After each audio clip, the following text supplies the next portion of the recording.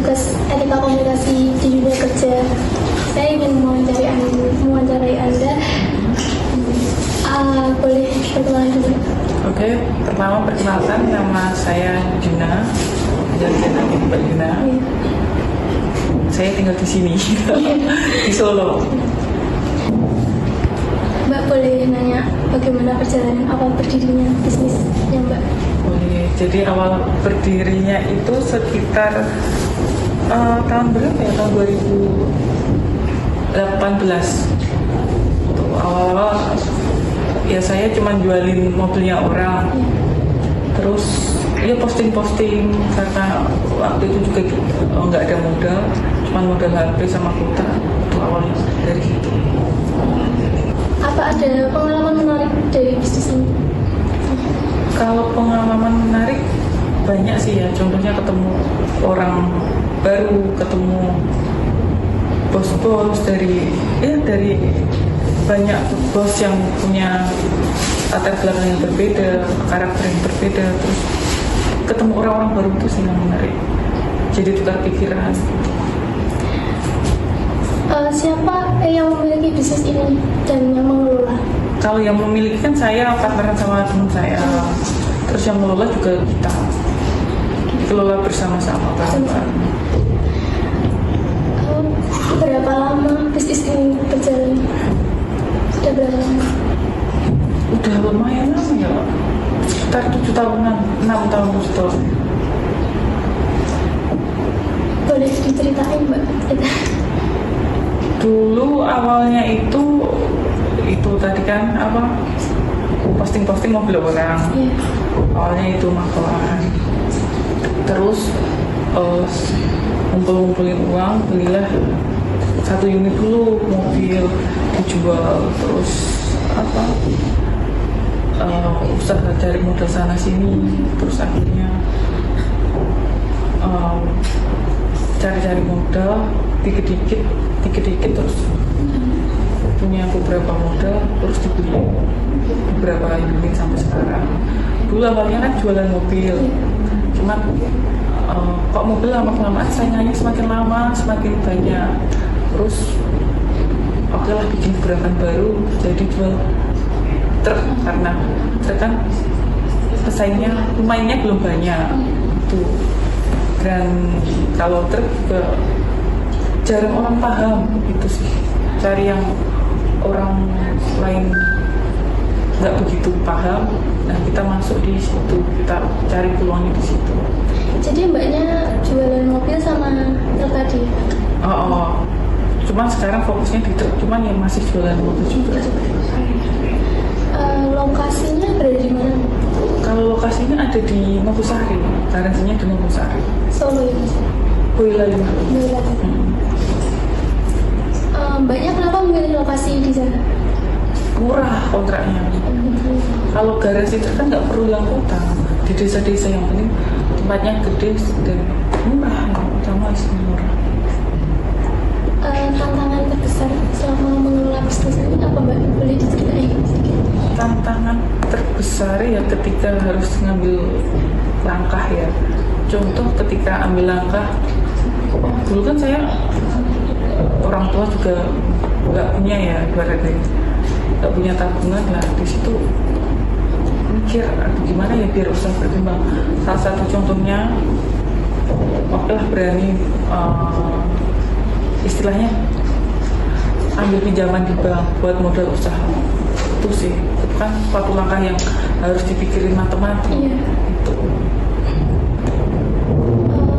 Kendala apa saja yang dialami sama? Kalau kendalanya, contoh komplain dari customer, itu biasa. Kadang juga ada beberapa customer yang nggak ngerti spek unitnya, terus malah jadi cacatan. Ada di situ dia nggak tahu, ternyata truknya gini. Dan menurutnya dia itu kayak suatu kekurangan, padahal emang karakteristiknya truk beda-beda. Tapi itu udah dicantumin ya Mbak? Maksudnya kalau jual online itu udah dicantumin pelajaran. Terus bagaimana mbaknya menghadapi kendala tersebut?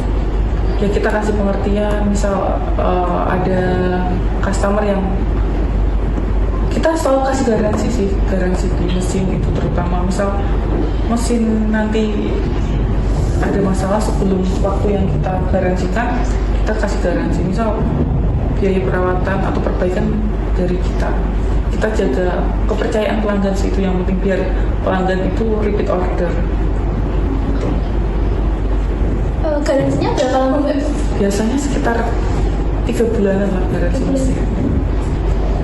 Terus bagaimana strategi yang digunakan untuk menarik pelanggan? Yang digunakan pertama itu ya penjualan itu dari Facebook, dari online, TikTok, Facebook, sosial media lainnya. Terus kita menjaga konsumen, jadi kita memberikan pelayanan yang terbaik. Contoh seperti tadi ngasih garansi, ngasih apa, misal mau pajak atau apa, kita bisa bantu. Yang penting customer di situ udah nggak bingung, misal ada kendala dalam kendaraannya gimana, pasti kita bantu. Di situ kan customer 90% bakal repeat order ke kita untuk unit selanjutnya. Untuk penjualan lebih besar itu di online apa offline Mbak? Kalau bulan lebih besar sama sih ya, soalnya kita kan udah punya customer ya, pelanggan tetap. Jadi dia itu udah order banyak, udah order puluhan unit lah. Itu biasanya gitu. Ada juga yang banyak juga yang dari online gitu. Yang penting itu tadi, kita jaga kualitas biar dicari sama customer lagi, biar setia lah customernya sama kita. Bagaimana Mbaknya menangani persaingan dengan kompetitor? Kalau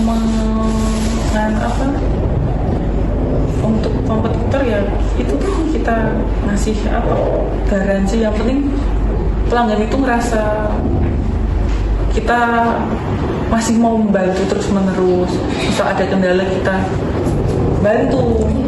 Nah itu sih, itu kan pelanggan nyaman sama kita, pasti nanti kita cari ke kita. Mungkin kompetitor lain nggak melakukan itu sih. Banyak juga kompetitor yang asal unit udah laku udah nggak mau tahu kelanjutan unitnya mau rusak atau apalah. Kita setelah unit laku kita masih tanggung jawab. Itu sih, jadi itu yang mungkin bikin pelanggan kita tetap sama kita gitu. Jadi pelayanan nomor 1 ya? Kita tetap memberi pelayanan yang paling baik buat semua pelanggan.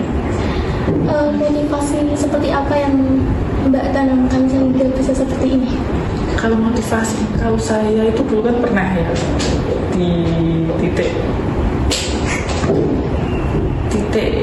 mau ibaratnya mau beli kopi aja nggak kuat, nggak bisa ya, nggak mampu. Terus habis itu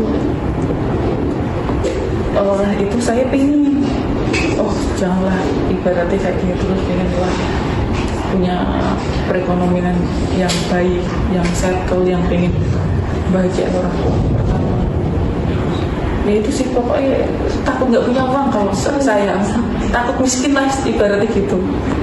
Nah jadi kan kalau kita tanamkan itu, insya Allah kita ada motivasi buat yang namanya bekerja keras, Berkembang.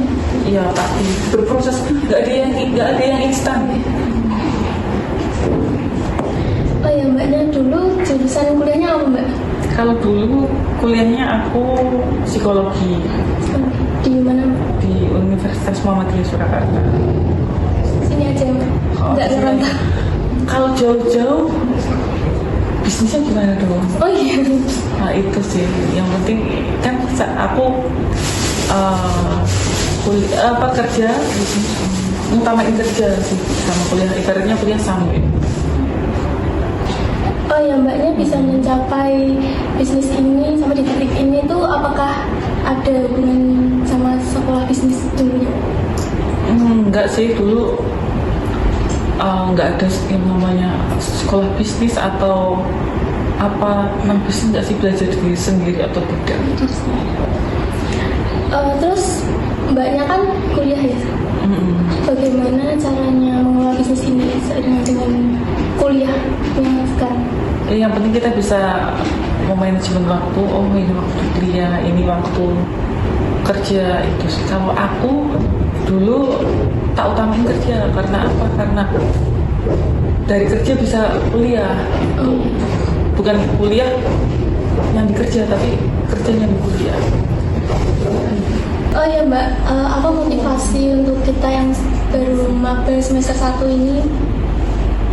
Kalau motivasi buat mulai bisnis ya, yang pertama itu jangan takut mencoba, karena kalau kita nggak mencoba kita nggak tahu hasilnya.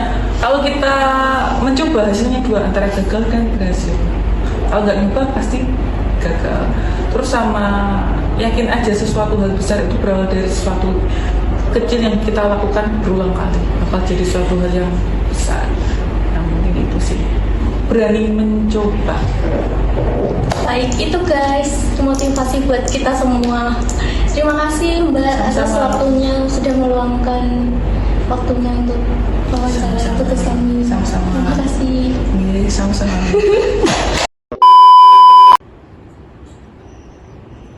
Oh ya, Mbaknya bisa mencapai. Oh ya, Mbaknya kan bisa sesukses ini. Oh, sukses. Bentar. Gimana Mbak?